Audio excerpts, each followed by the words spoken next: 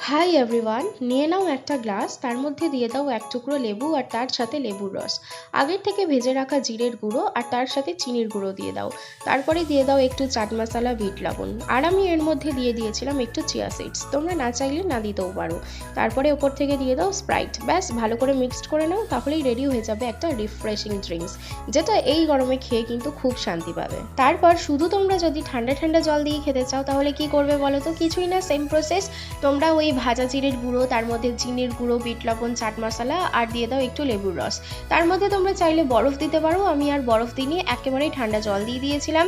ব্যাস ভালো করে মিক্সড করে নেওয়ার পরে ওপর থেকে এক টুকরো লেবু ফেলে দিলেই কিন্তু আমাদের রেডি হয়ে যাচ্ছে আরও একটা রিফ্রেশিং ড্রিঙ্কস। তোমরা চাইলে একবার ট্রাই করতেই পারো। বাইরে থেকে আসার পর বাড়িতে যদি এরকম ঠান্ডা ঠান্ডা রিফ্রেশিং ড্রিঙ্কস পাওয়া যায় তাহলে খেয়ে কিন্তু খুব তৃপ্তি পাবে। চলো, আজকের ভিডিওটি ছিল এই পর্যন্তই। ভালো লাগলে like, comment, share and subscribe করে দিও। বাই।